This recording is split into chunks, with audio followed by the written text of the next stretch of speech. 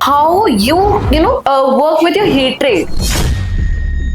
Ma'am, hate rate is what I would say that keep the key in your hand of the car. So that means doesn't mean that you don't share your car with somebody. Somebody can write anything about me.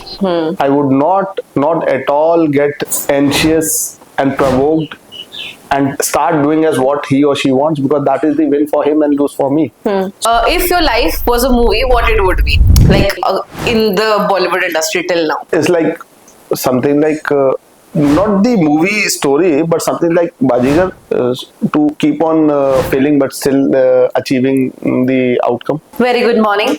My name is Kashish, and today it's the first episode of Not Everything is a Lie. Today we have Mr. Kush Mehrotra with us, who's an IoT genius. Hi, sir. Very good morning. Hi, ma'am. Good morning.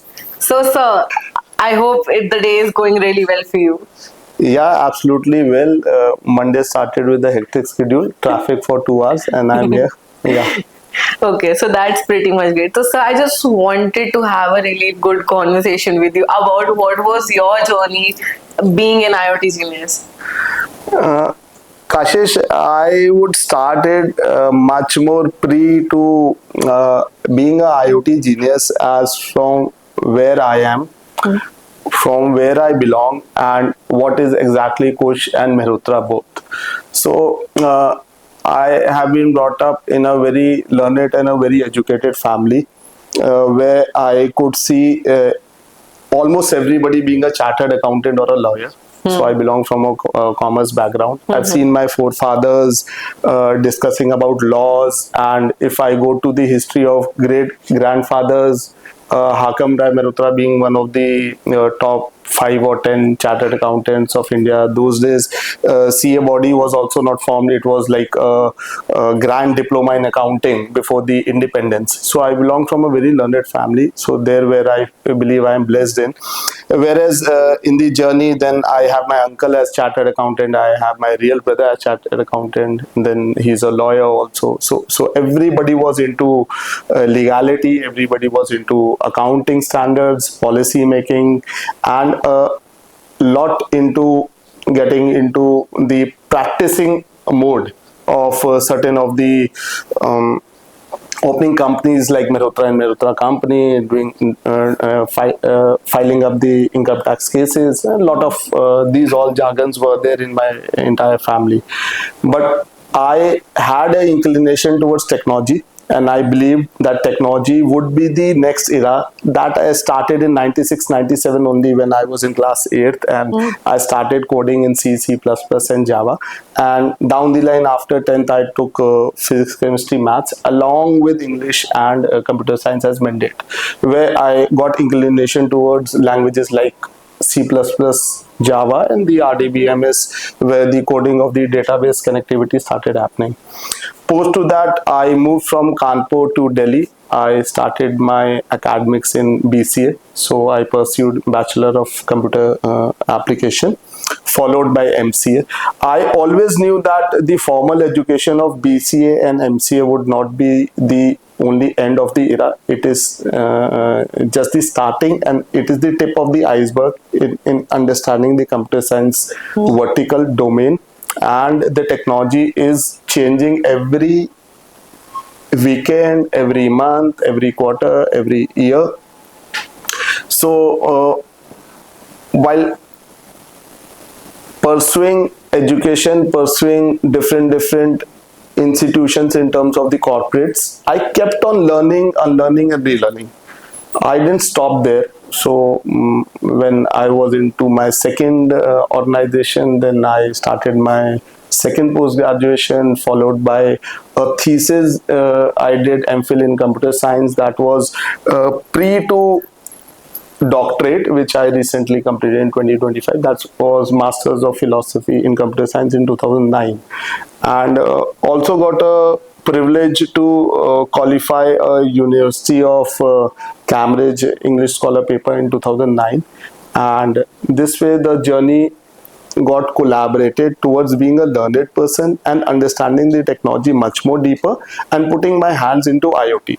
So the IoT era basically started from 2006-7 onwards, and where I over the sensors, how the data are transmitted from a hardware to a software, and then populating to the form of web apps and mobile apps, and this data churning into some data warehousing, some data mining, and giving meaningful information or meaningful outcome to the users in terms of some complicated or analytical dashboards was the kick what I got in the initial era. And from those years of 2006-7, it is now 2025, but still I believe the learning, unlearning and relearning curve is there, and it is continuing, going on and on in a vicious circle. Okay.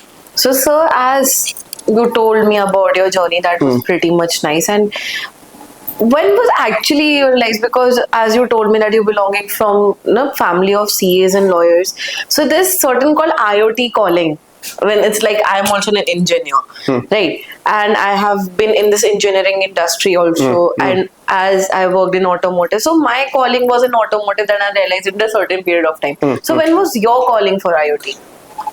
Ma'am, by 2009, I had been a triple postgraduate. I was in my second organization, and then I got selected. I gave an entrance for certificate in entrepreneurship management, which is a certification from IIT Delhi.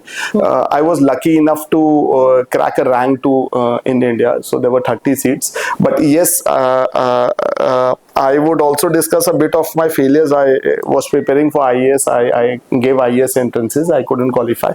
But I qualified in IIT on a rank 2, so I landed up in IIT Delhi, and where there was another very particular or a peculiar course which I joined, that was IPRS, again from a certified intellectual property rights and services, certified exceptional professional from IIT Delhi. So these two certifications or the entrepreneurship management inclined me more towards the aspect of the legality and the logical outcomes of the IoT. Whereas I was into IoT, and then I joined a Singapore-based company where I had to procure some of the sensors from China, and that is where the merging of that era of procurement of the products from China, which was the requirement of the hour, understanding those hardwares, running those hardwares on our own platform, converting into the meaningful outcome for the Indian market, and evolvement happened. So if you actually ask me, 2009-10 was the era where the evolvement of IoT happened. I went deep into AIDC, that's the automatic identification and data capturing components, and I started working on the RFID integrated solutions. So RFID integrated solution means that if you want to automate a library, I had a solution for RFID integrated library management and security system. So, sir, what were the challenges that you faced while breaking into tech and IoT space? So the challenges, as I mentioned, while I was pursuing BCA and MCA, so those were the traditional engineering degrees from the start, and till the time I did the subjects of, again, C, C++, Java. In Java there was J2SE, J2E, J2ME, that is Java 2 Standard Edition, Enterprise Edition, Mobile Edition. But the market was much more ahead in terms of the languages. So what was being taught and what was being implemented in the market, that had a gap. So while getting to the job, if we started doing coding, so the coding was in some other higher language and we had to cope up. This is a regular phenomena in the technology industry. So the degrees what we attain are for your confidence and for making your base strong in understanding the languages or the logics of the languages. But the time you get into the IoT sensor industry, you get into the procurement of the hardware components, you get into the integration of the hardware components with the software components, the level of implementation and the level of understanding of what you have read is entirely different, or maybe a slightly different, where you have to cope up. So this was the biggest challenge at the era. But belonging from an attitude of never giving up, I kept on coping up in the industry, kept on learning, kept on evolving, and kept on unlearning and relearning, because the previous method, the previous languages, you have to unlearn and relearn the new languages. Uh, Excelling from one application to the other, the domains, the verticals, the requirement elicitations in the market changed. Let's say expertising in AIDC, automatic identification and data capturing components. In the earlier days, there was a great requirement elicitation in the market, Indian market, to automate the libraries. Gradually, the market from the MENA region came to India, that's the Middle East and North Africa, where people saw that the jewelries are also being automated. So RFID based jewelry tracking system came into consideration. Then we saw the hypermarket coming in recently after 2015. Before to the hypermarket, the market of consuming and having a lot of inventory came into consideration in India. So RFID based inventory management system, asset tracking system. So these were the different type of verticals where the RFID tags went from maybe low frequency to the high frequency, to ultra high frequency, to active frequency. So evolvement, understanding of the projects in the degrees while you study is okay. The high frequency tags of 13.56 megahertz are being used, but once you evolve in the market, you find that you need to read a tag from 500 meters away. So you work on 2.4 gigahertz, you work on different frequencies, different readers, different tags, and different applications and different domains. So the evolvement of AI happened then further, which evolved the entire AIDC industry. The fleet management, the transportation, which we term as now the vehicle location tracking devices, also evolved with the new standards coming in as AIS 140, Automotive Indian Standards, and Bureau of Indian Standard 16833.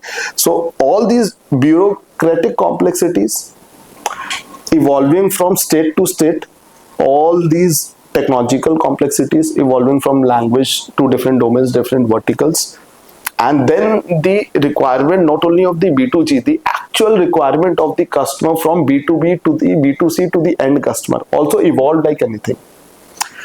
Earlier days, it was thought that what we go physically touch in person and buy is right, and now we find what we can order through a mobile app and optimize the costing in terms of not traveling is right. So what was right 10 years before is today is wrong. Exactly. So these were the gaps which I could leverage my diversified education to bridge the gaps in the business development and technology, and ensure focusing on the certification and compliances of the Indian market to deliver the outcome through the different manufacturing of products, at times supply of products, at times procurement of products from China, amending those products as per the certification and compliance of the Indian market, Indian standards, and delivering a turnkey solution to the customer, to the end client, as per the tendering norms of a government tender or as per the requirement elicitation of a B2B customer or an end client. So I would say bigger challenges se zyada, it were more of small challenges and connecting the dots as per the requirement, which I faced while breaking into the tech and IoT space. So as you have been, working in this segment, there is this question that came up to my mind, because a lot of entrepreneurs talk about their financial conditions, like we struggled a lot in the early days and something. What was your experience? Because people have separate segment for like I struggled, it was like I have 10 rupees in my pocket, I started working in this segment. So ma'am, I got your point. I'll come to directly in the focus area what you want to drive out of the question. First of all, ma'am, I'm not an entrepreneur. In IIT Delhi, terminology was taught to us, also captivated and focused on this terminology as we are entrepreneurs.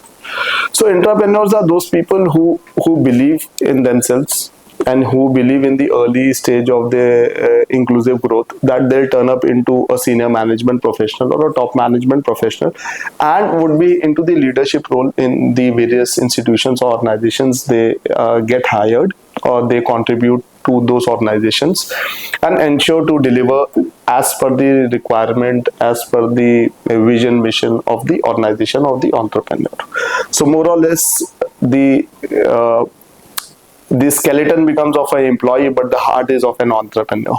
So the terminology as entrepreneur comes into consideration, and any entrepreneur has a much tougher and a wider responsibility than an entrepreneur, because at times he has to act as an entrepreneur, at times as an entrepreneur, as an employee. It's a very difficult situation, difficult role, but opting of that role makes an organization run. And that is the way the entire world is having 1% entrepreneurs and maybe 2% entrepreneurs and then 97% employees. So we act as a hybrid between the employees and the employers. And that is in the nutshell what I understand out of entrepreneurship. For becoming an entrepreneur, you can't afford to be non-educated, you can't afford to be non-learned, you can't afford to be not on toes on what is happening in the market. So that is very, very much mandate. You have to be daily updated. You have to be telling the smart solutions to the entrepreneur and to the employees, and a lot of dependency upon your decision making and your findings as well as your suggestions do a great negative or a positive impact in the structure. So it becomes more responsible position rather than saying I'm a top management professional or I'm on a leadership role. We have to be coming to office at 8 and leaving maybe by 8, because we have to be before the employees also. And once the employees wind up their work, we have to do a nourishing of what they did, what their outcome came, and what are the learnings, unlearnings, relearnings, and what better additional inculcation from my knowledge, my experience I can add on to make that project, that product, or that problem workable into a solution as soon as possible in an optimal time frame. So more time is to be devoted. And what more to say on that? For sure, sir. And obviously, as in, I have been part of being an employee in my early days, because I'm just 20, 21, my age is this much. So after experiencing that is, if you are at the core team, if we speak about, when it comes with directly working with, the CEO or the CFO, so you have a sense of responsibility, like, you have to manage a lot of things apart from just being the employee of the company. So you said it was particularly right. So moving on from the next question. So I really want to talk about actually the corporate culture. Corporate culture. See, the corporate culture in India has become very smooth. In the initial days of my employment, when I used to see there were backlogs in terms of the conventional policies being laid down, the requisitions being done manually. Now all the type of softwares, high-tech enablement of the mobile apps, from tracking and tracing of an employee through a HRMS, a human resource management system, some software. I would not name the brands and the jargons for that. Ensuring your SCM, supply chain management, ensuring your tracking of each of the every consignment, ensuring your tracking of the assets, inventories, reconciliation of the accounting, putting up the bills. So everything has become automated, which is the best part of 2025 or the era, maybe in last 10 years. The evolvement pre 2015 and post 2015, I would say it was like semi manual to manual to manual to semi manual to semi automated to automated. And now the era of API integration in last 7 to 8 years is at the peak. So every data can be pulled from one application to the other if you give the permissions, if the protocols are being laid out. And these application programming interfaces has made the life very, very smooth, very very comfortable for each of the employee to work on, and actually give the real outcome of what is required by an employee, rather than investing his time in making bills, doing compliances for the organization, and then clarifying certain of the protocols of the organization. So the softwares are doing it, and he concentrates on the main work, or the main vertical, or the domain, or the subject matter expertise what he's hired for that in that organization. So actually, so you're actually the the phase whatever thing went is like if things have been come into automotive like automated and semi-automated and जैसे वो transition हुआ है. I wanted to talk that जैसे you worked in corporate space, right? So what like as in current work dynamics like for male and female are treated equally actually in reality?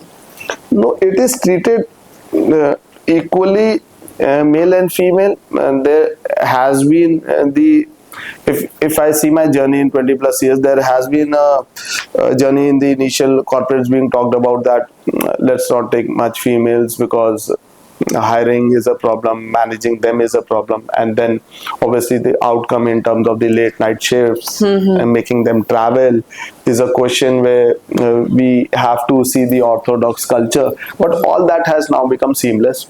Females are ready to get hired, they are ready to travel, they are much more compatible. The male members are much more less conscious, so it's a freedom. And that freedom comes with a blending of mind of not crossing the limits from both the sides. But as you are less conscious, the comfort is there and the outcome is inclusive and exponential. So I just wanted to talk about also POSH, what happens in the company. Like that is prevention of sexual harassment, right? Committees in the workplaces, do you think that mostly people prefer to hire female or POSH or would handle it, like female HRs, or there should be an equal balance, I think, of male and female HR? Do you think about that? This is a very, very sensitive topic.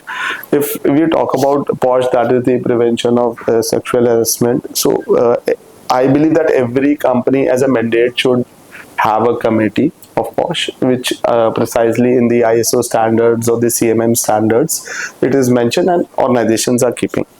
So in nutshell, POSH committees are essential, but their balance varies. In certain of the organizations, the POSH committee has less of the male members, which I believe that it should be more balanced and unisex in nature.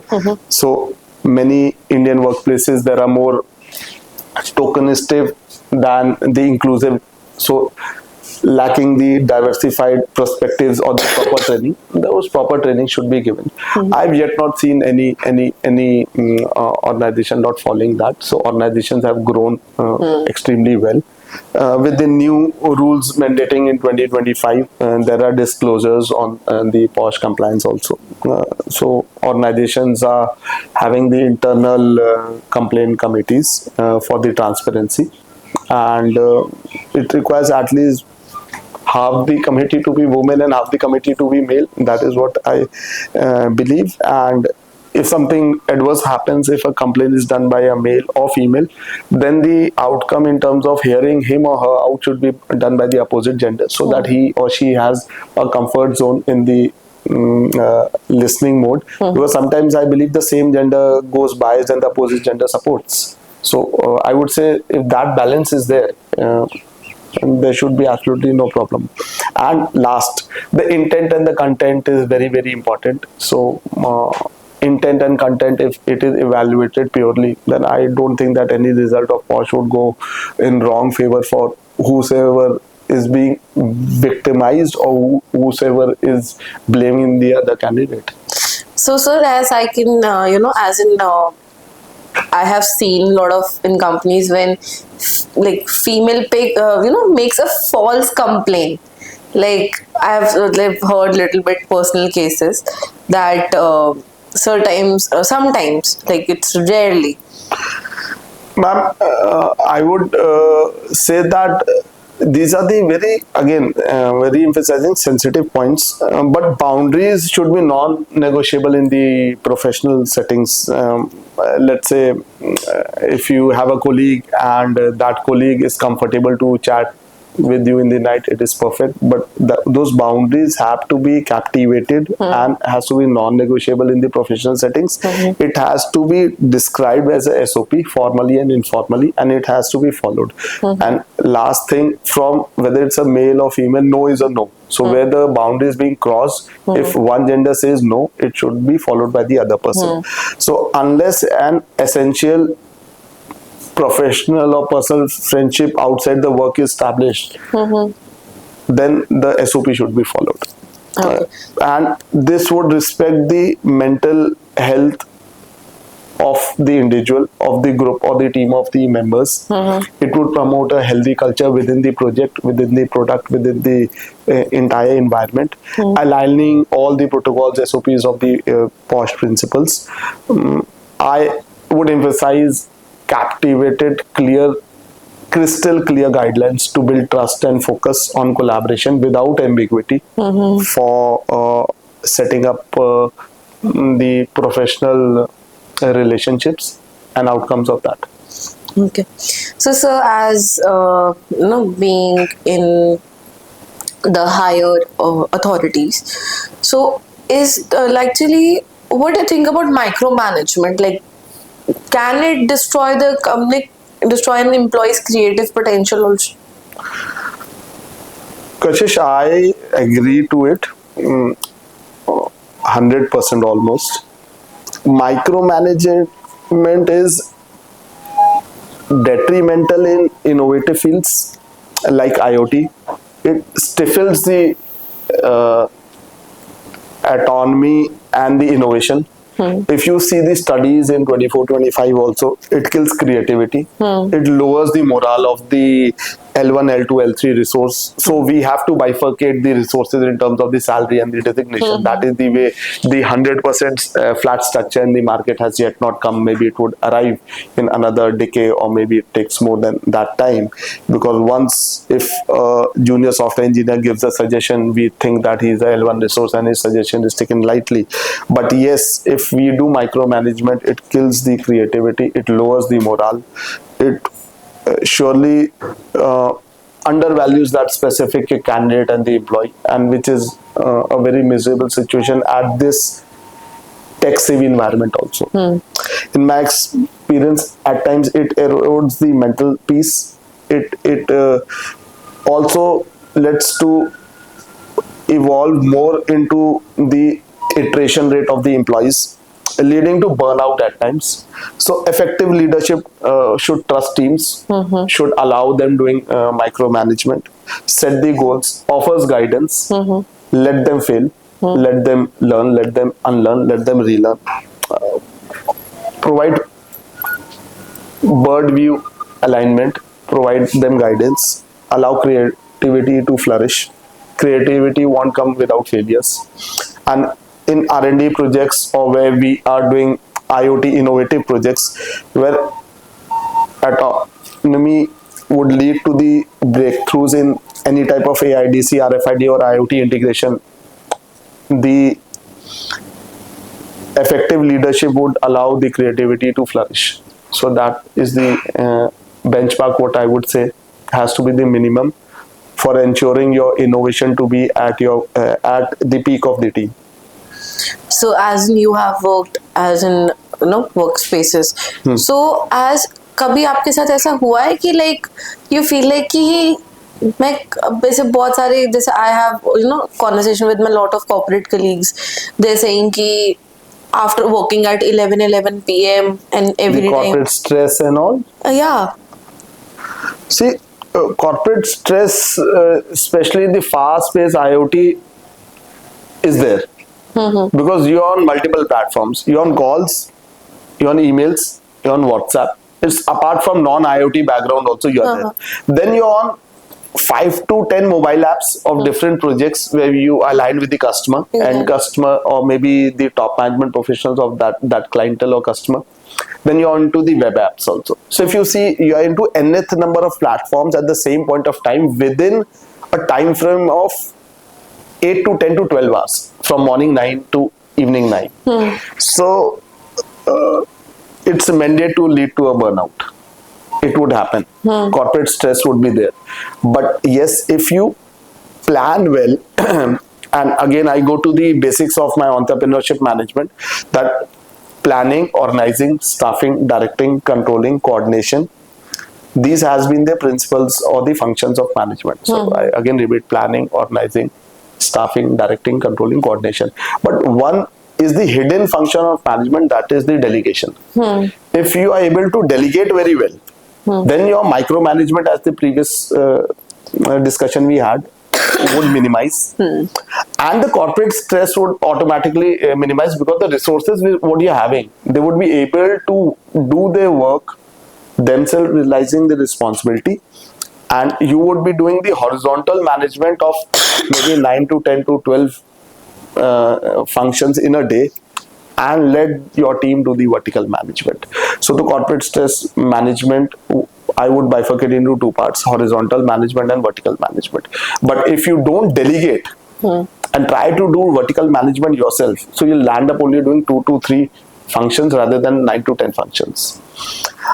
Building resilience via the mindfulness and workload management, delegating non-essential tasks has been the key, but delegating the essential task to the right resource is also the key. किसको क्या काम देना है, किससे क्या काम कराना है, this is very essential. I at times seek support from my mentors, from my peers, from my juniors too, maintaining the work-life balance by disconnecting for certain hours. Not responding at times is also a relaxation. A new slogan has come: offline is the new luxury. So at times going offline for a couple of hours makes the matter work, because you revive yourself, like mobile gets discharged and you charge yourself. Then you come with the innovation. Every time responding to every of the WhatsApp, maybe you are just doing a compliance by saying, okay, I'm available. But is that resolving the problem or the solution? No. So you have to take a leap, you have to take a gap, you have to think, you have to plan. Then you have to organize, staff, direct, control, coordinate, and delegate. Focusing on the psychological safety and the organizational interventions, and requesting for flexi hours for your teammates, and convincing the management that flexi hours should be given, makes the matter work much more better. Remembering why, what, how things happen, how IoT would be impacting so many lives which are being associated to the projects, keeps us grounded also, keeps us in pressure also, and ensures to deliver the project deadlines, because the benefit is happening to the actual user. A Blinkit, when gets delivered in 30 minutes, it is not only that guy who's delivering it. The tech savvy app is working absolutely fine in fraction of picoseconds, making that delivery of the supply chain management happen in next 20 minutes. So you are into the real world delivery, so pressure is there. But subletting, delegation to the right resource, and understanding the problems and giving the solutions as a leader is the ask. To reduce stress, yes, going on some ethical learning, unlearning and relearning curve in the career, for following certain of the courses, for following certain of the institutions at times to consult to, and going for short-term evolvement of the knowledge helps in enabling the stress and making you a better personality in the professional market. Okay. So, like, apart from, stress management, there are a lot of things like I have been working with my colleagues in corporate culture only.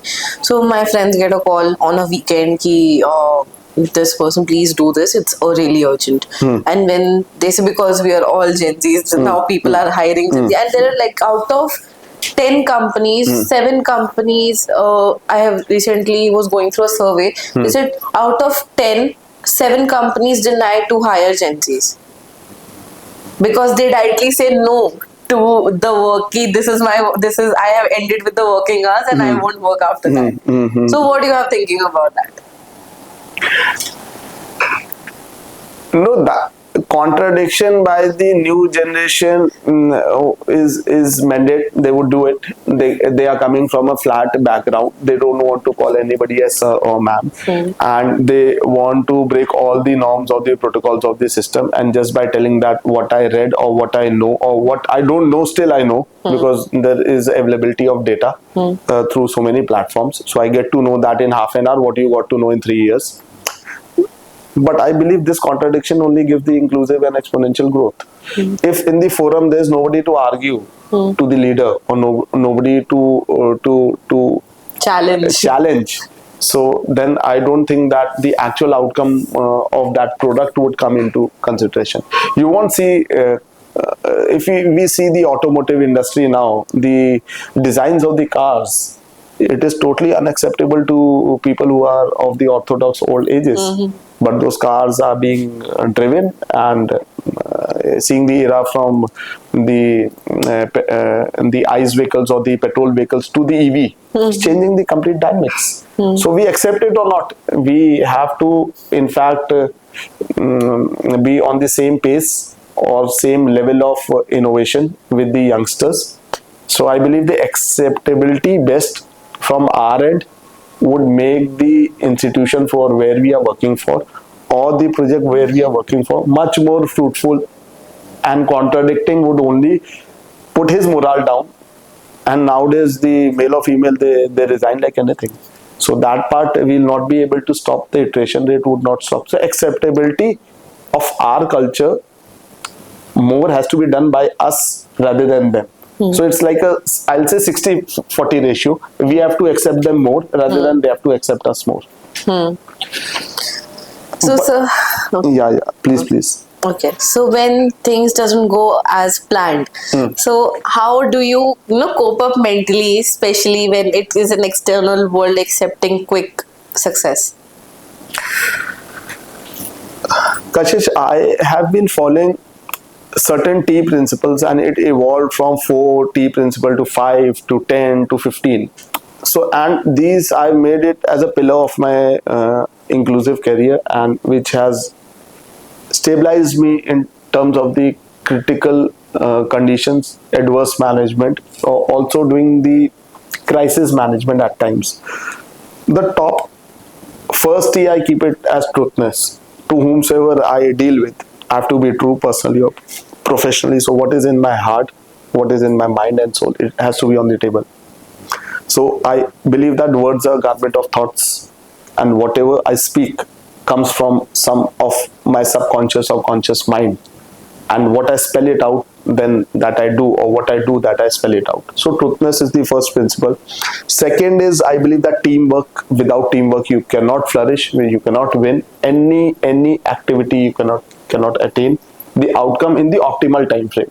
Alone I can maybe write a book, but if a book is to be written in 3 months, I'll end up writing in 3 years. Why I'm giving an example, I am working on a book, my own book, The Focus, The Rise of IoT, from last 4 years.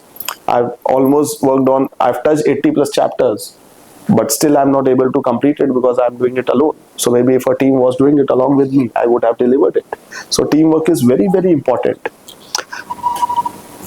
Truthness and teamwork would surely give the third T principle as transparency. Without transparency, you cannot function. If you have to do wrong, also you have to be transparent. If you have to do right, also you have to be transparent. Yes, the fourth principle comes as technology. The base of everything today, banking, supply chain management, agriculture, anything, management of ACs, lights, IoT sensors, everything is technology. And for me, technology is IoT. Time limit, the 50. You do everything fabulous, but you do it in a year and the requirement is in a month. So you fail. The client says you are not, your TAT is not that turnaround time, the time limit. 6T is the transformation. The transformation has to be inclusive and exponential both. So you give an outcome of a product within the time limit, and it is not transformational in nature. It doesn't help the customer in the future. So he is not knowing the IoT outcome from a web app or a mobile app. So we have to make a software which is transformational in nature. Tomorrow, whatever the requirement elicitations in form of the AI or ML would come after 3 years, we have to cover it up today and be transformational in nature. We need to have, again, the seventh, right tools, it is right techniques, right tactfulness as how to use those tools and techniques. We need to have a team which is trustworthy. We need to have a team which is thought-provoking. Without a talented team, you cannot win the races. So be sure that the team is talented. If the team is not talented, train them to be talented. Make them align to certain courses or certain thought process on YouTube or something which you read and you learn and they learn. Without the touching emotions, the team want to work for long. So you need to have a great EQ. That emotional quotient would make your team get binded. Believe you me, whosoever has joined me in last 20 years has not left me. They are with me. Maybe in some institution I couldn't absorb them. They are in some other institution, but I am in touch with them. They are in touch with me. Apart from that, we have to be tenacious. So tenacious, I here refer that we have to be persistent and determined despite whatever level of we keep on failing. It's like we keep on failing, we still keep on doing. We keep on failing, we keep on doing. So that leads to the outcome of a failure converting to success. So I believe failure and success has no definitions. You keep on failing, that becomes a success. So everybody fails. I failed so much, I can't tell you. It looks like the success in LinkedIn because LinkedIn doesn't have an article or maybe a column how many times you failed. I would request LinkedIn to have some of the article or portion where you can write how many times you failed. So I write, I failed in LD, I failed in IS, I failed here, I failed. I kept on failing. But then out of that failing, I evolved as a great professional human being in the IoT market. Last T I would term as the 15T, which would be the tender-hearted human being you have to be. So if you're not tender-hearted human being, you cannot actually make a product extremely efficient and effective. That elegance of the product, if you're not doing it by your tender-hearted soul, would never come. It would just be a product which is sold. But it's a fabulous product that only happens when you're tender-hearted and you have given your soul for it. So I believe that these 15T principles, this has not evolved in a day. It kept on evolving year to year, something I added, and then at times I'm able to spell out all, at times I'm able to spell out only 5T principle in some of the forums. But I believe that this has made me a complete composite professional and leading to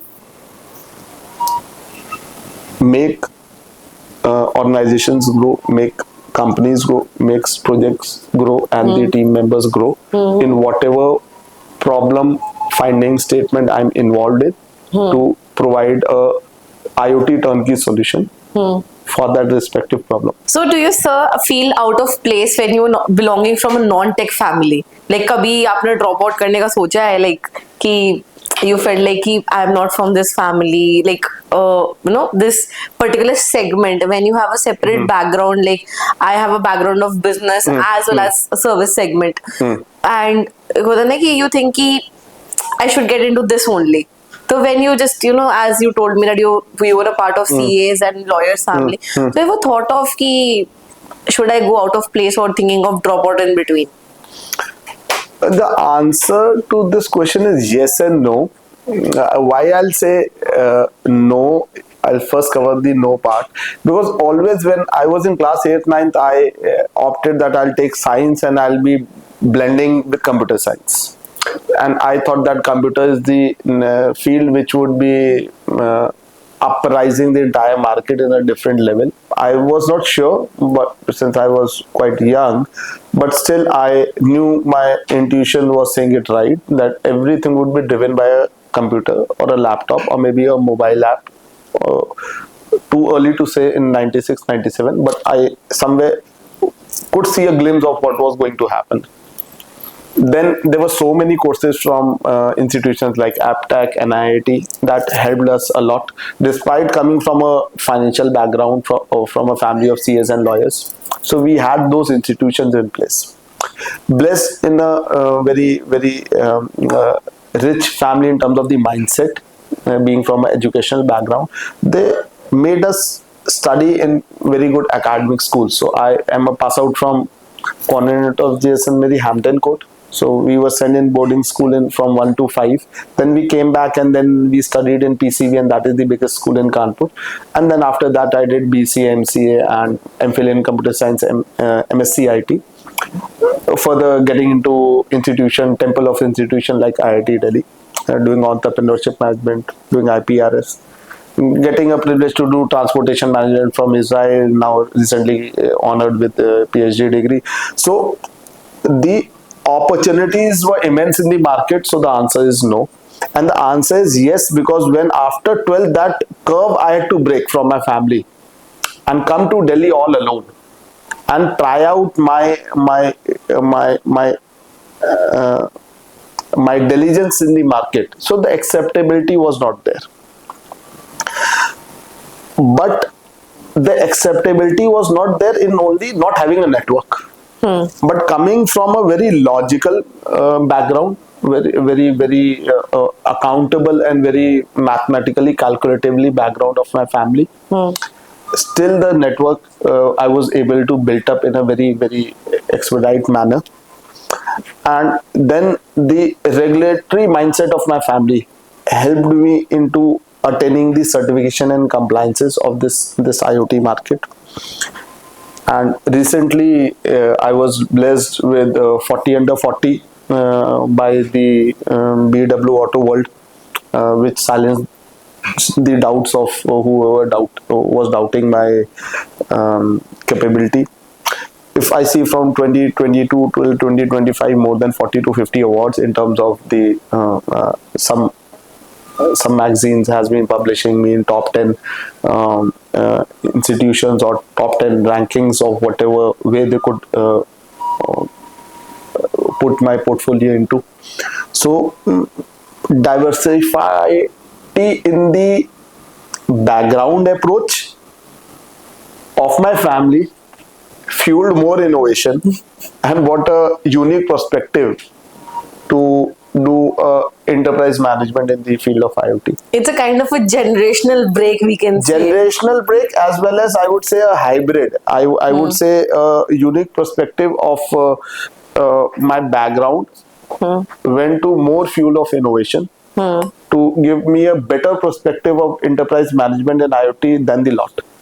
So I'm strong in accounts as well as I am strong in the IoT and computer science world. Yeah, some things come from the generation. That's something I got it from myself. So my maths goes as strong as second place of decimal. So at what phase of life, like a certain period of time, you feel like that let's quit or I'm doubting myself? Once it came at the time of epidemic, COVID-19 crisis. That was a tough time, especially during the pandemic when the components shortage started. The entire Indian market was at halt. We didn't knew what to do. There were certain gaps, and I was exhausted.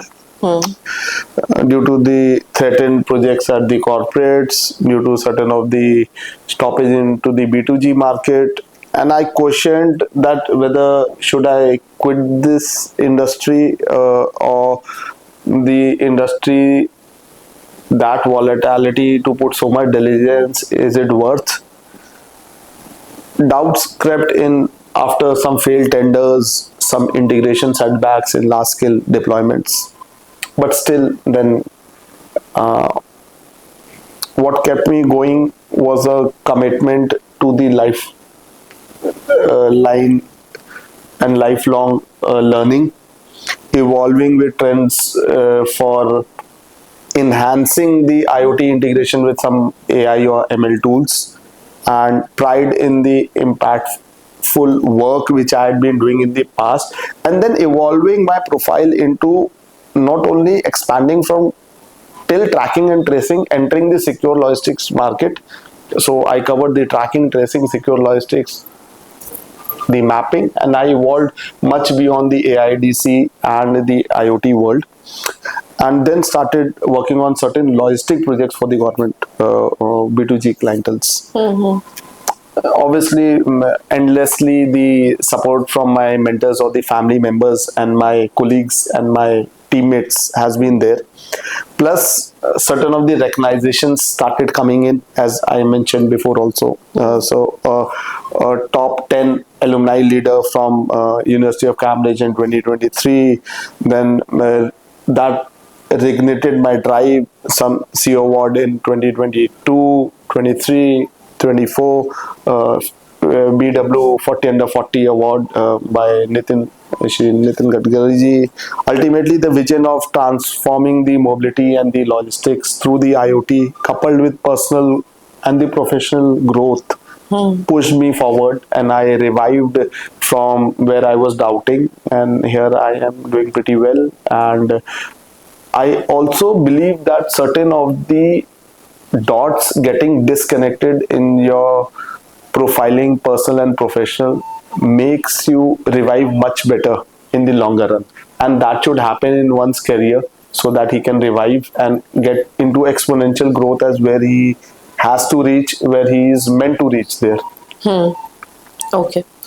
So, major questions that apart from learning from your personal life, I wanted to know your corporate experience, because after working in IoT segment in your like the whole life, you worked in kabhi na kabhi you worked as an employee, being an entrepreneur and then entrepreneur. So there is this things as in person what you felt. Like a lot of entrepreneurs are like ki, your decision, like as in you mentioned before, that level 1 decisions people used to not take that much well, and it's just how a person should have a communication with the leader to tell that these things need to be changed, because every person has a really different perspective, what I see, and sometimes your perspective is a little bit not convenient for that particular business, and somebody's perspective is really like to grow your business 10x within a month or two. What do you have a perspective on that? Kashish, I would say that first of all, the highest level of authority and the respect in the regard as mandate has to be should has and is essentially to be given to the entrepreneur. See, the businessman has put his heart, money, soul, everything for his venture. He hires people, and then down the line, whether the profit happens or not happens, he gives the salaries on time. So that level of regard and respect has to be there. If somebody in the forum is not respecting, he is not actually doing justice towards his own family and the entire organization. So what I would believe that the entrepreneur has that level of regard and respect to level of God, or level of a local guardian, for at least a fatherly figure for all the employees. Because once somebody says I have 1,000 employees, he is not serving 1,000, he is serving 5,000 people. So he is doing a great job for the nationality, for the entire ecosystem and cosmos. So certain times you have to convince the entrepreneur on some idea or innovation which you believe is much better than him. Or maybe you feel it is much better, and longer run you don't have that experience. After 5 days or 5 weeks or 5 months, you get to know he was only right. But yes, no human being, no entrepreneur or no manager or no executive also can be always right. So putting your perspective is the job for what he has hired you. So not putting your perspective is also not doing justice towards the money what you're being given for. So your perspective has to be put. Let's say a problem statement comes and you have an innovative idea A, he has an innovative idea B, and somebody has C. So not putting your idea A is wrong, but putting it how matters a lot. Putting it very humbly, very candid, and re-requesting him again and again in a humble and candid manner would allow you to get space in his mind, heart, and maybe in his time travel, and then he tries your idea. Your job is not to tell that I know the idea. Your job is to get your idea into execution, and that you can only get by humbly requesting, re-requesting, and again affirming that my idea is strong, please give it a try. Then he'll make the team put his time, energy, or maybe he'll buy those components from another country or another company, do a collaboration and work on your idea. So the requisition is only the way. Arrogance doesn't work. It doesn't work with juniors, it doesn't work with seniors, and patience is the key. So if you have an idea, I believe in be true, be free, be you. So be free to tell about your true idea, be yourself. And why would the businessman not give it a shape? And if still the shape is not given, then maybe there is some better idea within the teammate, some junior, some colleague of yours, and there's little space for, you cannot have multiple ideas get executed in the same Exactly. running project and make the running project go live. So it's a live project which is going live for a customer or a clientele. So we don't have that much time. We are not into the entire ecosystem of R&D innovation. So innovation has to go hand in hand, and the idea has to be strong. It has to be humble. It has to be candid. The entrepreneur would give you the space to do that. I really agree, sir, because as I have worked with my mentor, like I was working with him from a really long time, what I have realized that if somebody has a potential, the people hire people with potential, because the way you can shape, you can have getting out the creative ideas. And my mentor, when I left the organization, my mentor told me this, that Kashish, I know you're making really impulsive decision, but I'll say one thing: once you'll realize this thing, you'll be calmed down, thought in a very in a like in a CEO thought. As I have converted into a CEO, and what I had realized what decision he was making, and I really needed to learn a lot of things from him. As I was also young, and I thought ki I know everything, because this attitude comes in the early, like young people, that they know. They have the information, somebody has the experience. It's because things can be learned. What I have realized, theoretical knowledge is okay. When it comes to practicality, you should go with the person who's really experienced in that particular business. See, I'll add on something to this. Any idea which comes into consideration, so first he comes as idea gets into consideration, mind, heart, soul, or combination of the subconscious or the conscious mind. And then that idea conceives. Before conceiving also, there is a consideration for that idea. I saw something, there's consideration for that idea that got conceived in my mind. Now once it got conceived, I need a platform for two people appreciate me. Then only that theory of that consideration of that idea which has got conceived comes into consideration of coming into an outcome of execution. So then I need a platform to tell somebody. Either it's my own platform or it's the platform of some other organization. I tell my teammates. I'm shy enough, I tell in a forum. I'm shy enough, I tell individual. I'm shy enough, I tell to the entrepreneur, but I tell. So as you tell, the first thing as a human being in this planet or cosmos comes contradiction. There where your consideration of the idea and conceive of the idea, how strong you are, you get to know. If you break up in that contradiction, you're gone. But still, if your consideration and your conceive of your idea is strong enough, you start absorbing the contradiction. As you absorb the contradiction, then the second phase, actual phase comes, that people around you start getting convinced. Because you are so strong convinced that 99% people are against you, still you are convinced. Then people says, this guy is being throttled by all, is being contradicted by all, but he's still sticking on his concentration of idea what he has conceived. So then the fourth C comes as convincing. So consideration, conceiving, and then your contradiction and convincing. Then comes the fifth C as collaboration. Exactly. And then the last C comes as complementing. Then people start putting the energy on that idea, and then it is the team effort which makes that idea into execution. Right? It never happens all alone. There are more C's also into this. Cheating would happen. People would take your idea. That is okay. But you would stop maybe at times telling, but still after 5th year or 4th year, you'll still tell your idea. There's no other way. You don't tell your idea won't get executed. You can't Exactly. execute your idea. If let's say WhatsApp was launched, Mark Zuckerberg would have told this idea to somebody. Exactly. He must have also got cheated. He must have also got contradicted. He must have also got conceived and collaborated. Certain people must have cheated and thought to make an app, but he made it. So collaborative approach has to come. You have to convince people. You have to get that compliment. Then only that attainment of that idea into execution would happen. So these are the journeys.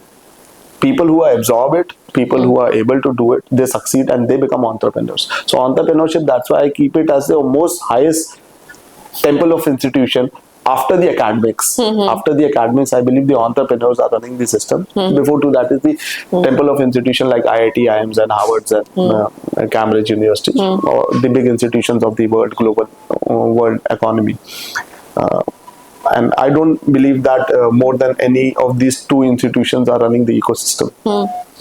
What I have realized that getting an idea is not a specific thing. How you execute it, that matters a lot. How you approach it, how the teamwork was, Absolutely. because all the C's that you talked about, they're really needed. Just getting an idea is not just enough. No idea you can get by standing with a tea staller also, and he can give you an idea. Yes, that is valuable. But did he execute? Did somebody execute? And that execution. So idea without execution is actually just a theory, a glimpse or fantasy which you want to prove in it right, but you don't have any backbone to do it. As, yet it remains an idea. So during this 20 years, you had any funny experience of your corporate culture? Like oh God, why I'm seeing this or something like this. A certain moment comes in somebody's life. Ma'am, I'll tell you only the most funniest thing is 50 years before or maybe 40 years before, when I'll just do a paradigm shift and then come. When a male member gets married, so you used to talk that kam bolta hai, मतलब काबिल है. So 40 years before, 30 years before, who used to speak less were called as actually men. ये कम बोलता है, गंभीर है. These languages were being used. These words were being used. धैर्य है, mature है. Then the era came where communication became mandate. You have to write mails. You have to draft. You have to be a orator. You have to be a speaker. Which I was mentioning also in the break. That गूंगे को भी बोलना पड़ेगा. Right. So we have entered the era of over communication. Within the system itself, within the base itself, people are chatting on WhatsApp and different platforms. Agreed. Every dot is being reconciled. So see the benefit of over communication. Yes, there are pros and cons of over communication. People are getting too much into the heads of each human being as a professional or a person.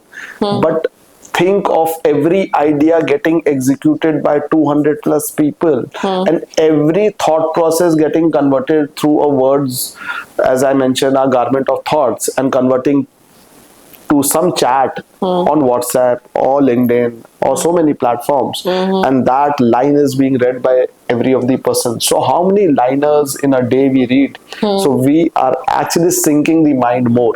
So I believe over communication has made the world much better in evolving in technology, in innovation, and yes, more stressful as we discussed. So those are the cons of over communication. But what was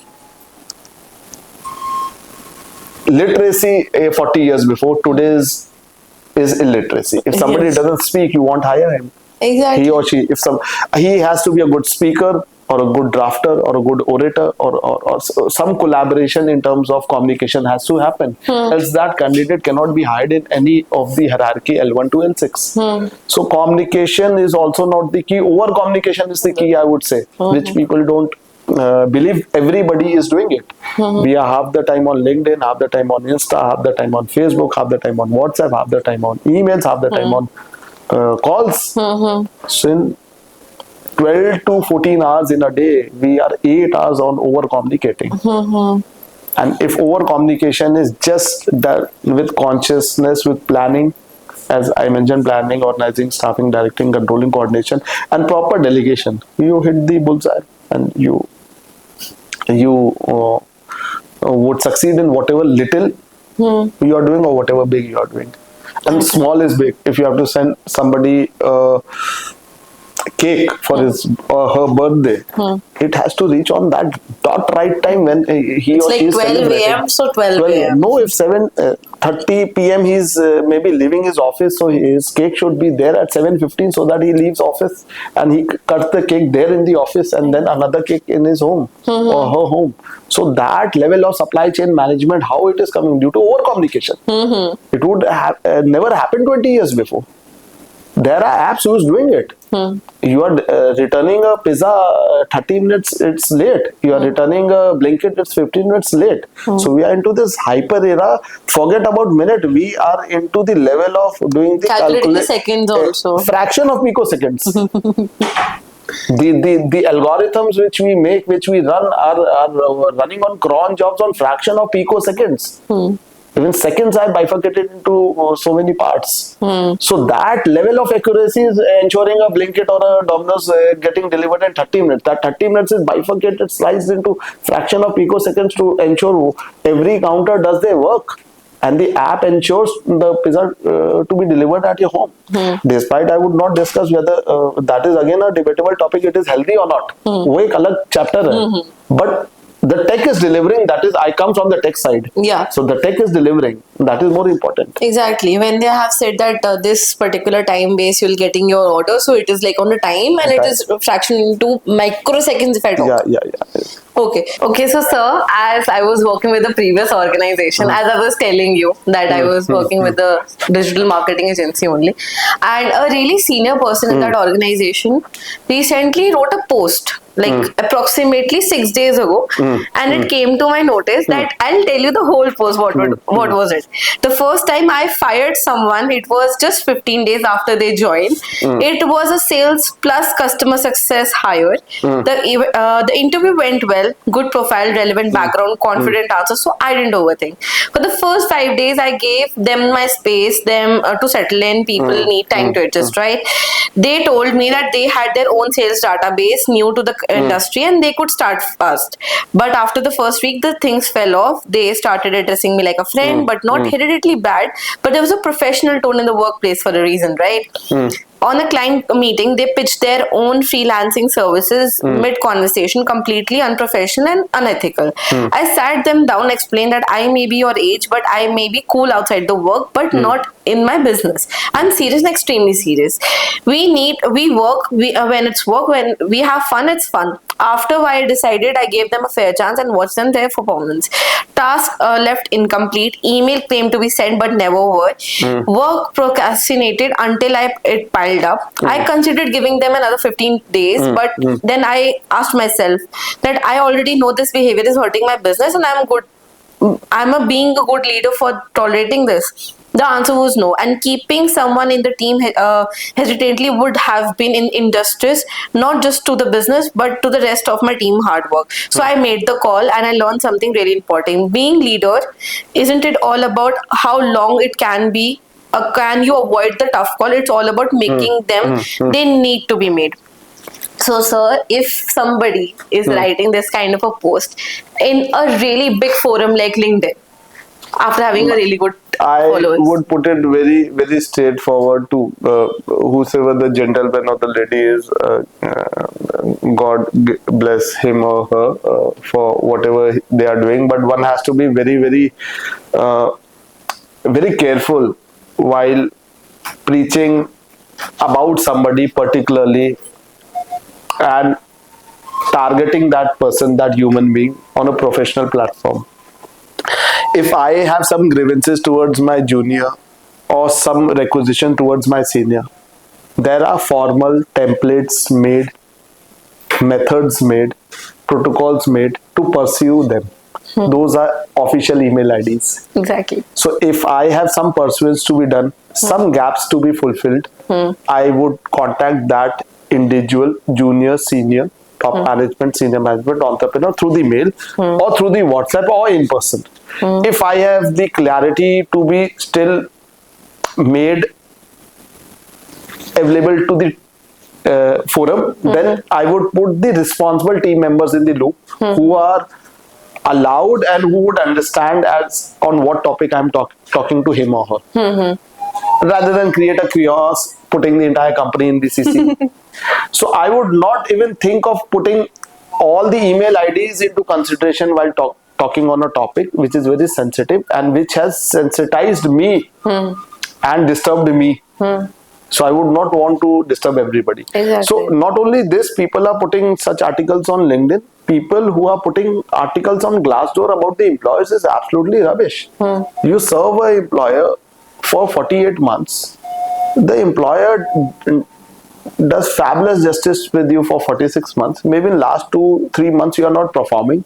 He yells at you and you put so wrong on the forums like Glassdoor. So depreciation of image for anybody, whether it's an employee or employer, is absolutely wrong, and it has to be done in the right forum. And it should not be depreciation of the image, it should be discussion on the topic for what you are fighting for. And with the right set of people, right mindset of the people who are involved in that project or the product evolvement, or maybe that circumstance or situation or that crisis management for that failure. So not at all acceptable by whosoever puts anything on LinkedIn. If you hire somebody, then you put on LinkedIn, you are appreciating that employee and your brand equity. By giving him a pat, okay, I've hired you, see, I'm appreciating you. The market knows, so your company becomes stronger. But once you are firing, that's why it is termed as pink slip. It has never termed as black or white slip. The reason is that only. It is a very sensitive issue towards an employee. Employee can sacking an employee can do a suicide. She can get into a depression. They can have a lot of after effects that human being would not be able to operate for next 12 to 24 months. So you have to do it in a very humble manner and a very thoughtful manner, and give him that ample time to absorb as what has happened and why it has happened.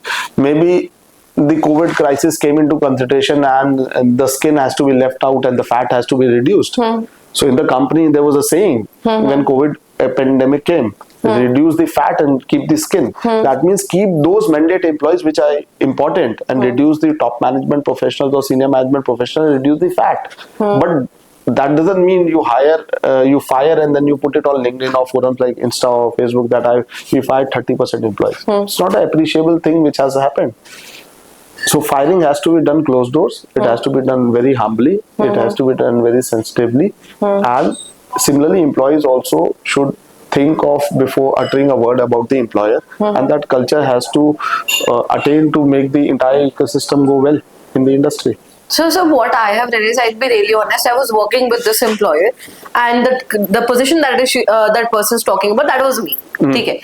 And I am saying it on the face because I am not the kind of a person who would be, being that if I have listened something about me on a really good platform, I don't think I didn't respond back in such a way, because it doesn't mean why should at certain 15 days we enjoyed, we had our bags and everything. But ma'am, I'll put it this way: let people talk. Your diligence and your effort towards what you do in longer run would give the response. Every response is not to be given immediately. Exactly. If you immediately give a response, that is not a response, that is a reaction. Exactly. Today, somebody who laughs at me, please laugh.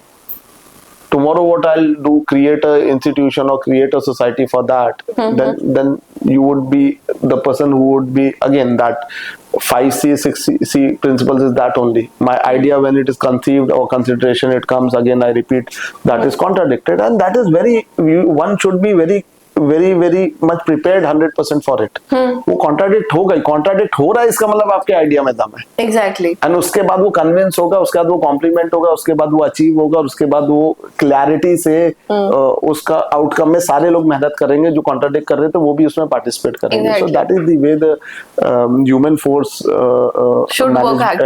management works, and we should not be 1%. If somebody wrote, I said in the first statement only, hats off to his or her mindfulness and the God bless him or her in terms of getting grown more.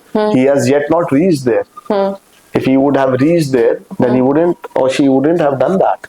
Downgrading anybody would nowhere make you bigger, nowhere Person, make like, you to be honest. on a higher Because you level. never know when the person comes in your help. Because when the moment you're downgraded, because Not help also, that would become your habit in terms of downgrading, and then you will be downgrading your own institution, own people around you. because It it is your will habit. create an Yeah, image na, yeah. that once I left the More organization. than the image, I would say it is a habit. वो down the line वो अपने आप को ही kill करेगा longer run में वो habit.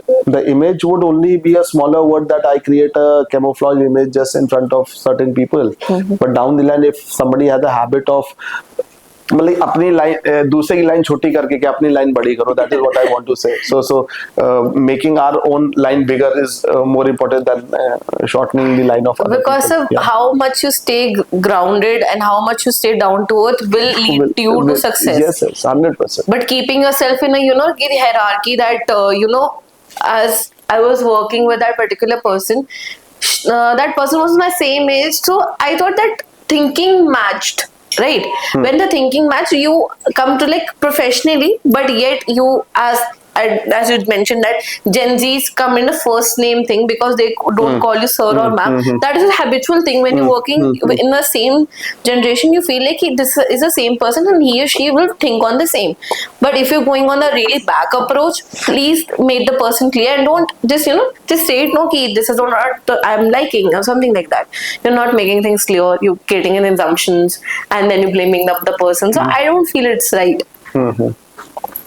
Fair enough. So that only I'm saying na, in the practical word, in the longer run approach, gradually whosoever writes bad about somebody would realize that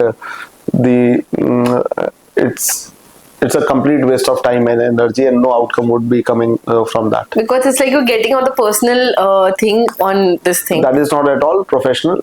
and उससे कोई फायदा होने ही नहीं वाला है पूरे इकोसिस्टम को. एंड ग्रेजुअली ऐसे लिंक्डइन पोस्ट को people start discarding it. That is the way one moves on and one doesn't discuss also over it. या so if given a chance you can cut this and we should not discuss over this also. For sure, sir, no problem, because it's needed. As in even in Gen Z's also, people nowadays writing everything that we made this move, we technically do.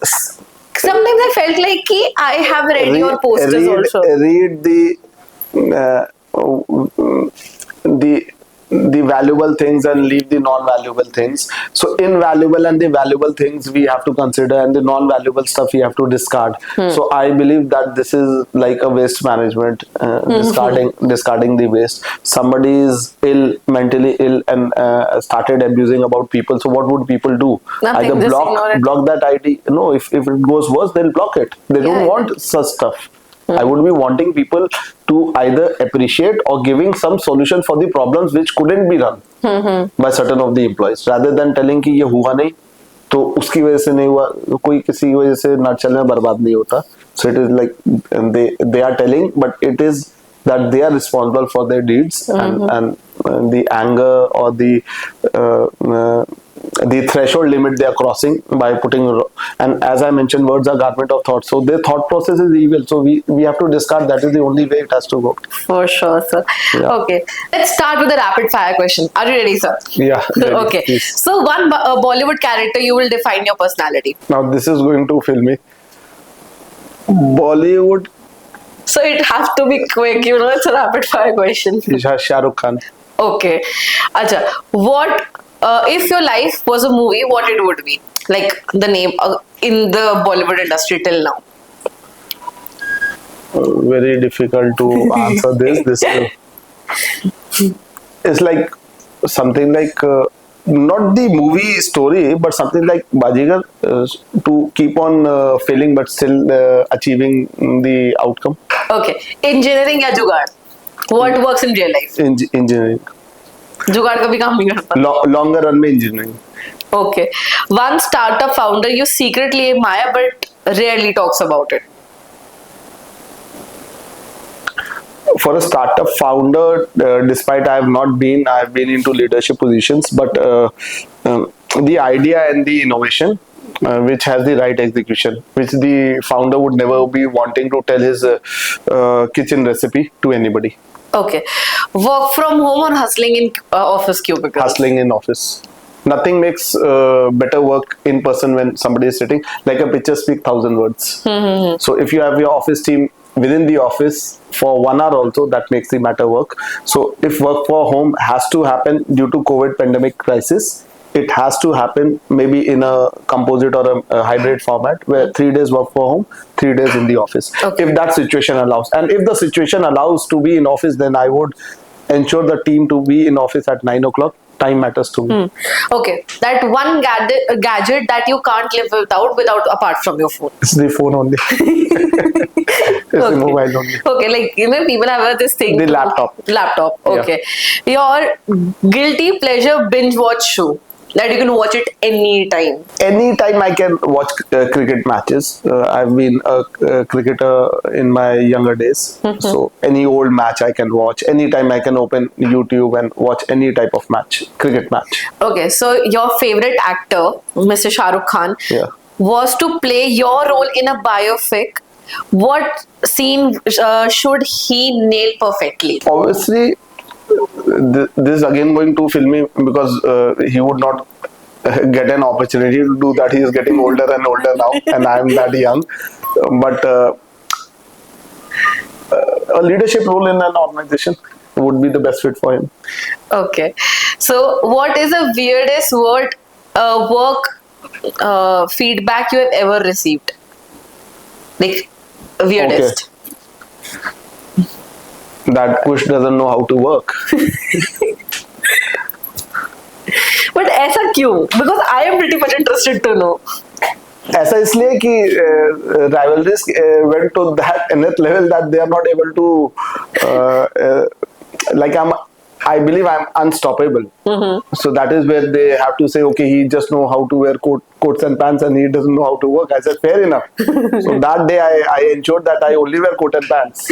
So a time came when I was known that okay, people are criticizing. He goes to conferences, symposiums, and certain of the expos and wears Just wear coats coat and and pants and ties and just speaks and he stopped working. So I said, okay, fair enough. That is the only job then leaders have, and the senior management and the top management professionals are into the job of becoming front faces of the projects, of the products, of the organizations, of the teams, of front facing everything. So we only not front face in expos, we front face the crisis management also at time for the projects. So that is the weirdest thing I heard. Kush doesn't know how to work. I said, okay, fair enough. Okay, so one line that if you put on a billboard, so please complete a line to yourself that IoT genius, but also, what you'll put it for your personality? Orator. Orator. Yeah. Why so? I believe that whatever is in my heart, whatever is in my mind, I can put it in certain type of words, communicate in some language. I know Hindi and English. I have never tried my hands on the third language, but if given a chance, I can go on learning maybe 8-10 languages more. For me, as I mentioned a couple of times in this entire discussion for half an hour plus, that words are garment of thoughts. So if you can't as a human being spell out your thoughts in whatever language, whatever vocabulary, whatever level of acumen you have, then you are not learned. अगर मैं अपनी सोच को, अपनी जहन को समझा नहीं सकता, तो इसका मतलब मेरी सोच भी ठीक नहीं है. तो मेरी अगर सोच ठीक है और मुझे वो बस समझाना आता है, तो मेरी बात ठीक है. ये इतनी प्यारी बात बोली ना सर आपने. Genuinely, because as a person, every person should feel the same. So at times when you yell, I also yell. I am short-tempered at times. When you yell, your words are Really? slower and your mind is faster. Yeah. Your words has to be faster and your mind has to be slower, then you don't yell. तो जब आप अपनी बात को सहजता से समझाओगे तो उसको समझने वाले को समझ में आएगी, और उसी को समझाने को ही हम डेटा को इंटरप्रेट करके इंफॉर्मेशन को प्रोसेस करके नॉलेज को प्रोसेस करके vision mission and that is the way the goal happens. So everything starts from communication. So आपको कम्युनिकेट तो करना ही पड़ेगा.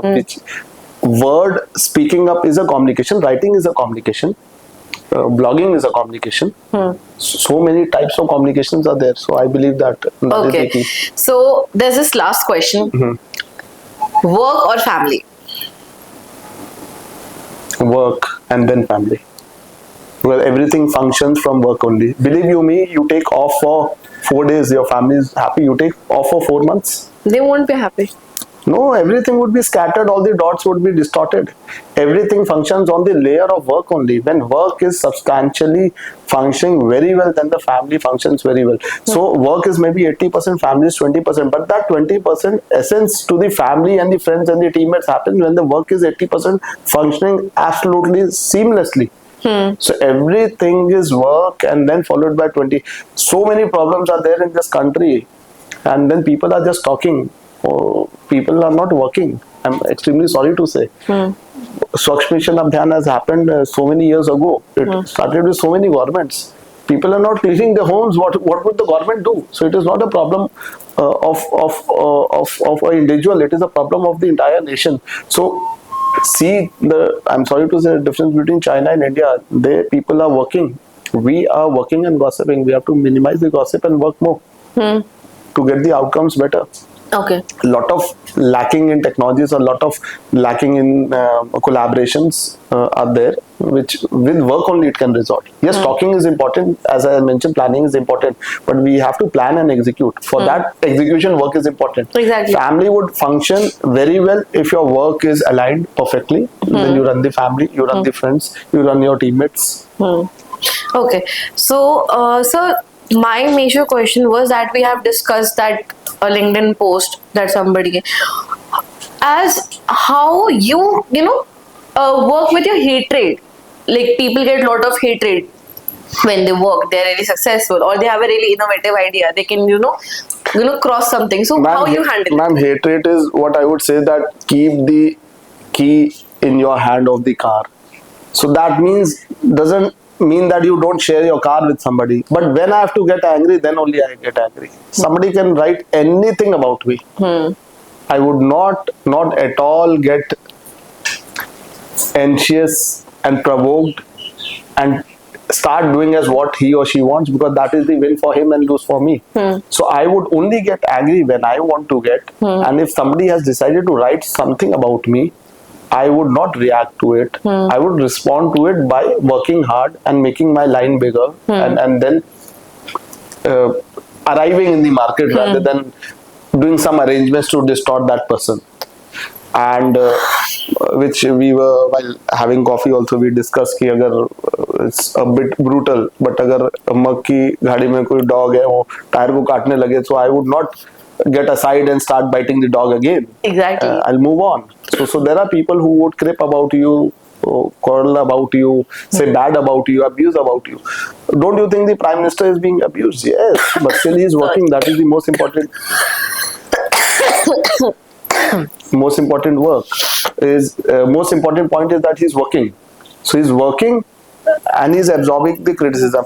And lastly, I would say criticism उसी का होता है जिसकी तरक्की हो रही होती है. So if somebody is being criticized, that means he is growing somewhere, and that's why the criticism is happening and people are eyeing on him, and it's a sign of growth. That means either that person is arriving, either I have arrived or he or she has arrived. That's why the criticism is happening. Nobody criticizes a dead tree. Criticism happens for something which is being grown or which is growing. So this was so accurate answer, and people actually should know that even criticizing somebody or giving to somebody leverage to Obviously. it's just about giving the leverage to somebody that he or she is in the path of growth, and it's different, and that is actually inclusive and the continuous growth. That's why they are criticizing, and it's simple. You should take it as a right vector direction for your life, that you're going on the right direction. That's why you're being criticized. So आप ना भी coffee पीते हुए हमें एक शिवजी और पार्वती जी की कहानी बता रहे थे. आप प्लीज आप अपने ऑडियंस को बताइए कि एग्जैक्टली स्टोरी क्या थी. Shivji and Parvati, what are you saying? Again, this story I've overheard from some of my family members. I don't even recall. So there was Shivji and Parvati, and they thought that, okay, to understand more human beings, let's play a game. Let's go downstairs on the earth and see with the villagers to understand human beings how they are. So Shivji and Parvati गांव वाला या गांव वाली बन के and with animal they are walking. So the villagers pass by and say how stupid the guy is. Now they are normal villagers, they are not god or goddess where people recognize that he is Shiv or he is Parvati. So I'm pardoning my words because now they are normal villagers. So the villagers see and say how stupid that guy is. When he has an animal, why is he not laying down his wife on the animal? पैदल ही चल रहा है. तो ये सुन के शिव जी, who is a गांव वाला, puts the wife on the animal. फिर the animal is a donkey. Then आगे जाते हैं तो लोग बोल रहे हैं कि देखो कितना जालिम बंदा है, एनिमल के ऊपर अपनी हट्टी हट्टी वाइफ को बैठाया हुआ है. Second criticism. Then the third criticism happens that he puts down his wife and then he sits.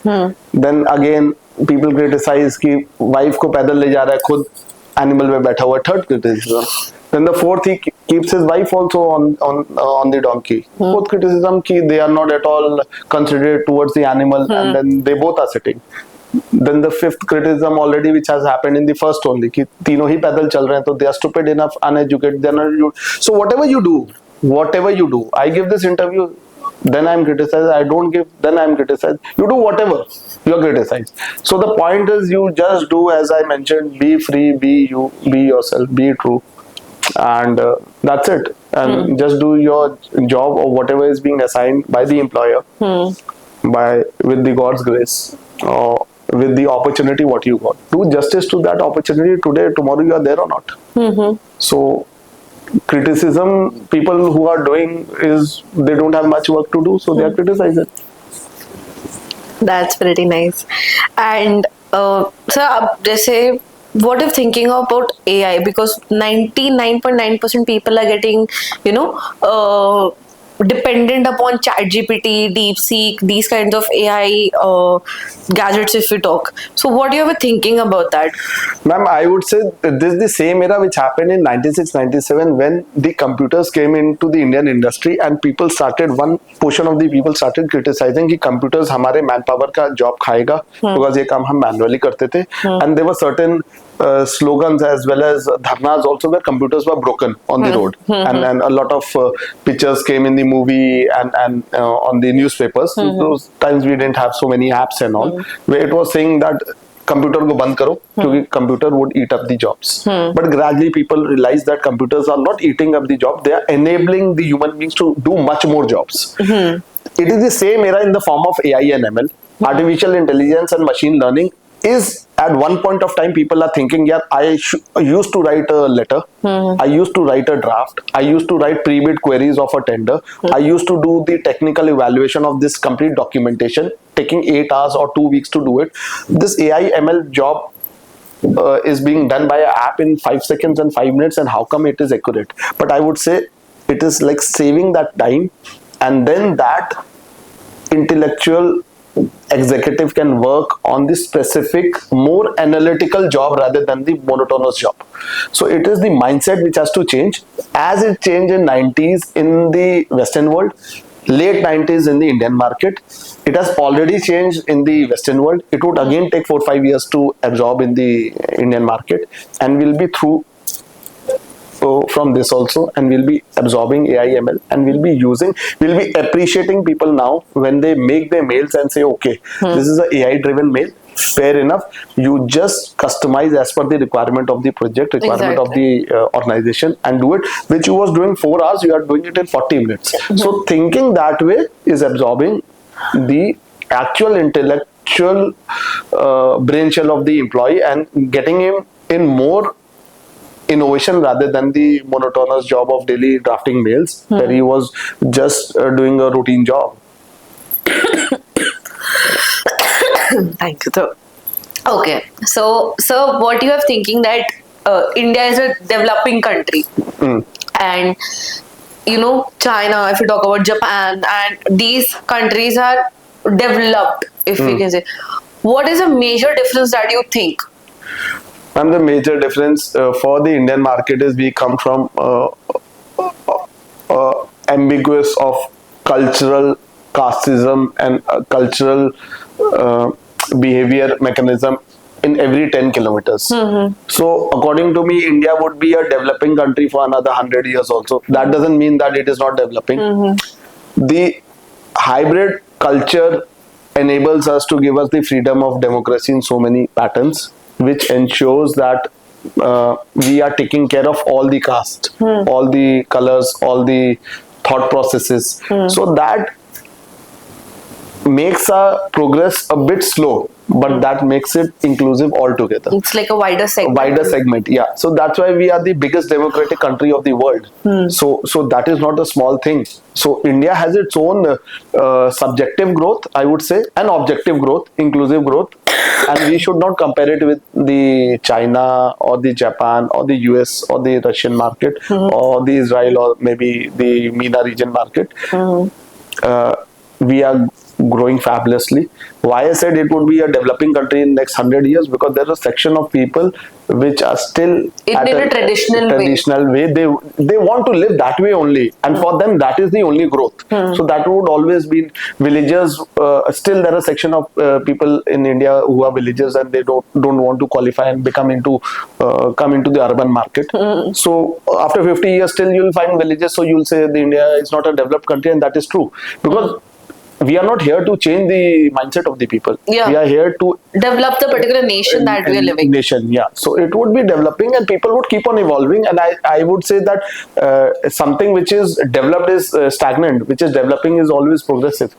So developing is a stronger word than developed. I'm coming from that mindset. जो चीज developing हो रही है मतलब वो रोज grow कर रहा है. हाँ. एक बार डेवलप्ड हो गया तो स्टैग्नेंट हो जाएगा. Exactly. So from the outcome of where I am seeing India would be the most powerful nation in the world, where all the cultures, if tomorrow some other new culture comes from any other country, it will adapt eventually. Yeah. So we are a hybrid approach towards adapting lot of colors, feathers, shades of gray, black and white. Yeah. So let's end this podcast. It was a really good conversation. Yeah. What will be the message that you will to give to the IITians and people who are interested in technology? See, IITians and those people, I don't think need much of my messages. They are itself from the temple of institutions. But as a whole, since I got an opportunity here to interact, so I had a small two poem liners, which I recall from my inception of my career when I was very young in class 8-9. One is like, जीवन नहीं मरा करता है, so छिप छिप अश्रु बहाने वालों, मोती व्यर्थ लुटाने वालों, कुछ सपनों के मर जाने से जीवन नहीं मरा करता है. So this liner gives me a kick whenever I fail, whenever I am depressed, whenever I am downsized, whenever I am cornered, whenever I am criticized. That I would not fail next day again. If I am well enough, I awake. I would work to the best for those 24 hours, whatever I get, create an outcome to best of my ability. Second is the same poem but written in different lyrics or the words which are the garment of thoughts, that कोशिश करने वालों की कभी हार नहीं होती. So लहरों से डरकर नौका पार नहीं होती, कोशिश करने वालों की हार नहीं होती. नन्ही चींटी जब दाना लेकर चलती है, चढ़ती दीवारों पर 100 बार फिसलती है. मन का विश्वास रगों में साहस भरता है, चढ़कर गिरना गिरकर चढ़ना ना अखरता है. आखिर उसकी मेहनत बेकार नहीं होती, कोशिश करने वालों की हार नहीं होती. तो never stop trying. It is words by Mr. Kush Mehrotra. It was pleasure meeting you with you, sir. Thank you. Thank you, sir. Thank you.